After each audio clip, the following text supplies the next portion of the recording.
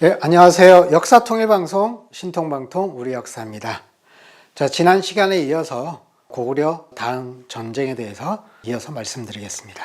당태종은 645년에 고구려를 침략해 들어왔죠. 자, 지도를 보면서 말씀드리겠습니다. 여기 지도에서 바로 이게 요동반도이고요. 요동반도의 서쪽 부분의 가장자리에 바로 고구려의 천리장성 개선이 있습니다. 고구려는 당나라 침략에 대비해서 천리장성을 축조했는데요. 성과 성 사이, 여기 보시는 신성, 계모성으로 해서 건안성, 비사성까지 성 요새들이 자리 잡고 있는데, 이것을 성곽으로 이었던 건 아니고 성과 성 사이에 유기적인 결합, 어떤 한 성에 대해서 전투가 벌어지면은 인근 성에서 지원을 하는 그런 체계, 성곽 방어 체계가 마련되어 있다. 이렇게 이해를 하시면 될 것 같습니다. 실제로 여기에 만리장성처럼 성이 이렇게 쭉 이어진 건 아닙니다. 자, 이렇게 고구려의 성들이 자리 잡고 있는데, 4월 15일 날 당나라의 이도종이 계모성을 공격합니다. 그래서 계모성에 2만여 고구려 군민이 당나라에 맞서 싸워서 당나라에 손실을 많이 안겼으나 4월 26일 날 함락을 당합니다. 그리고 당나라의 수군은 산동반도에서 와서 여기 요동반도의 끝에 있는 비사성을 공격하는데, 바로 비사성에서 고구려 군민이 30여일이나 싸워서 성을 지켜냈습니다. 그런데 끝내 5월 2일 날 비사성이 함락당합니다. 그리고 계모성을 함락한 당나라 군은 5월 2일 요동성을 포위 공격합니다. 한편 당태종은 별도의 친위 군대를 이끌고 5월 10일 날 요하를 건너서 요동성 공격 전투를 직접 지휘하기에 이릅니다. 자, 이렇게 요동 방어선 각각에서 아주 당나라 군대와 고구려 군민 사이에 치열하고도 팽팽한 대결전이 벌어지게 됩니다. 당태종은 중무장한 기병을 이끌고 직접 전투에 참가하기도 했는데요. 당나라 군대는 요동성을 수십 겹 포위하고 각종 공성 무기들을 동원해서 요동성을 함락시키기 위해서 공격해 들어갑니다. 포차라든지 그 다음에 공차라든지 이런 공성 무기뿐만 아니라 땅굴을 파서 성벽을 파괴하는 그런 방식의 공격도 펼치는데요. 요동성에서 고구려 군민은 15일 동안이나 요동성을 지켜냅니다.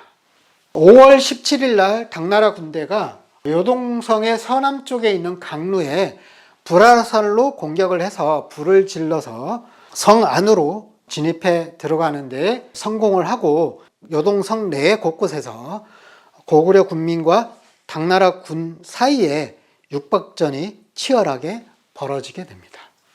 그래서 끝내는 5월 17일 날 요동성이 함락되게 됩니다. 당나라 군은 요동성 공략 이후에 5월 28일 바로 백암성을 공격합니다.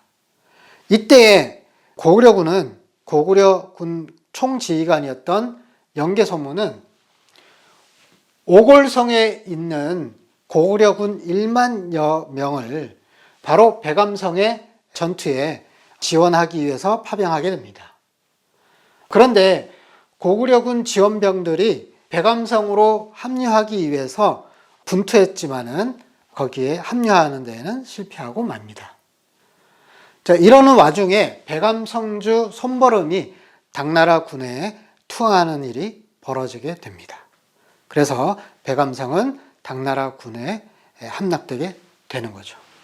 바로 이렇게 백암성을 함락한 당나라 군은 안시성을 공격할 건지 아니면 건안성을 공격할 건지에 내부적으로 논란이 벌어지게 되는데요.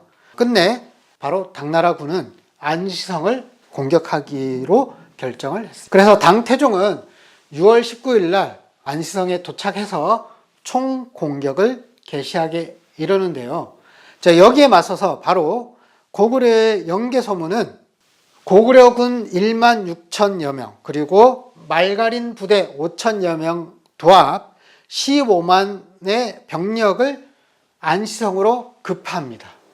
바로 이 고구려 지원군은 안시성에 이르렀을 무렵에 당나라군의 계략에 빠져서 크게 싸워보지도 못하고 흩어지고 마는데요.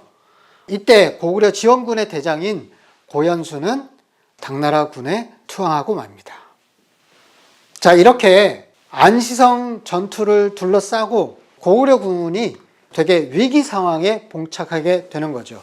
15만의 고구려 지원군은 뿔뿔이 흩어졌고, 그리고 안시성은 당나라군에 의해서 여러 겁으로 포위되어서 싸움을 벌이지 않으면 안 되게 되었습니다. 바로 당나라군은 포차, 당차 등 공성무기를 동원해서 안시성을 총공격했고요. 그런데 안시성에서는 성주 양만춘 장군을 비롯해서 안시성 군민이 합심해서 청야수성 전술을 펼쳤습니다.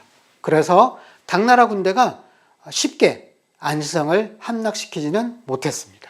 성이 쉽게 함락되지 못하자 7월 14일에 당태종은 직접 안시성 동쪽 산 능성에 올라서서 전투를 직접 지휘하기도 했습니다.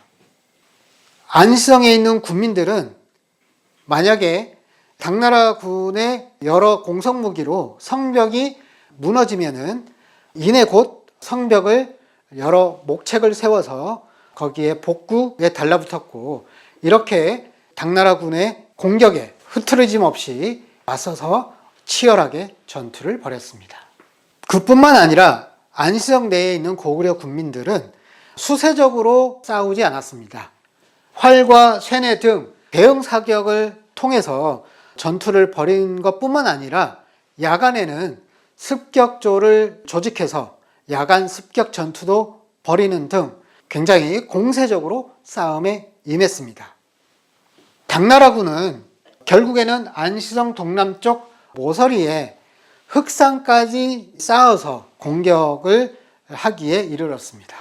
당나라군은 9월 14일까지 60일 이상을 흑산을 쌓아서, 그래서 안시성의 성벽 높이보다 더 높게 쌓아서 안시성을 내려다보면서 공격하는 그런 형태로 싸움을 진행을 했습니다.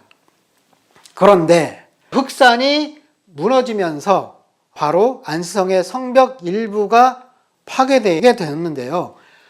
바로 고구려군은 이때를 놓치지 않고 민첩하게 흑산에 올라가서 당나라군을 공격해서 흑산을 점령해 버립니다. 이런 사태에 직면해서 당태종은 이 책임을 물어서 부보개를 차명에 처하기도 했는데요. 자, 이렇게 흑산이 무너지고 그 틈을 이용해서 고구려군이 흑산을 점령하기에 이르면서 안시성 전투는 당나라군의 굉장히 불리한 형세로 돌아가게 됩니다. 그래서 결국은 당태종이 9월 18일에 당나라군의 총퇴각을 명령하지 않을 수 없는 상황에 이르게 되는데요. 그런데 당태종이 이렇게 9월 18일 날 총퇴각 명령을 내리지 않을 수 없는 데는 안시성 전투뿐만 아니라 또 다른 요인들이 자리 잡고 있었습니다. 그것은 뭐냐? 바로 당나라군의 군수 보급로와 그리고 퇴각로를 고구려군이 차단해버렸기 때문이기도 했습니다. 바로 여기에 고구려의 현도성과 그리고 통정진에 이르는 이 구간에 대해서 고구려 군대가 먼저 점령을 했고요. 그리고 바로 요동반도의 끝에 있었던 비사성을 중심으로 해서 바로 당나라 군대의 식량 수송선이 정박해 있었습니다. 이 식량 수송선을 바로 고구려의 수군이 공격을 해서 파괴하고 교란 활동을 펼쳤습니다. 바로 이렇게 고구려군이 당나라군의 식량 보급로와 테러를 차단 공격하는 것을 감행했기 때문에 그것에 더해져서 바로 안시성에서도 결정적으로 당나라군의 불리한 형세로 기울어지는 상황이 되자 당태종은 당나라군의 총퇴각 명령을 내리지 않을 수 없었던 것입니다. 바로 이렇게 당나라군이 퇴각하는 과정에 고구려군은 이때를 놓치지 않고 영계소문은 바로 당태종을 추격해서 북경까지 추격해 들어가게 됩니다. 자, 여기에서는 역사에서 이 과정에 대해서 여러 가지 이야기들이 전해지는데요. 그 중에 유명한 것이 바로 당태종이 늪지대를 지나다가 당태종의 말이 빠졌다라고 하는 당태종의 천마지라고 하는 그런 말도 나돌 정도로 이렇게 영계소문에 쫓겨갔던 당태종의 궁색하고 처절한 처지를 역사 이야기 속에서 우리는 발견할 수 있게 됩니다. 중국은 경극으로 유명하죠. 중국의 경극에서는 항상 영계소문이 등장하는데요. 당나라의 얼마나 위협적인 존재였기에 경극에서 항상 영계소문이 등장해서 무섭고 위협적인 존재로 그렇게 극화되기도 했었습니다. 자, 이렇게 고구려와 당의 645년의 전투에서는 고구려군의 승리로 마감하게 되었습니다. 고맙습니다.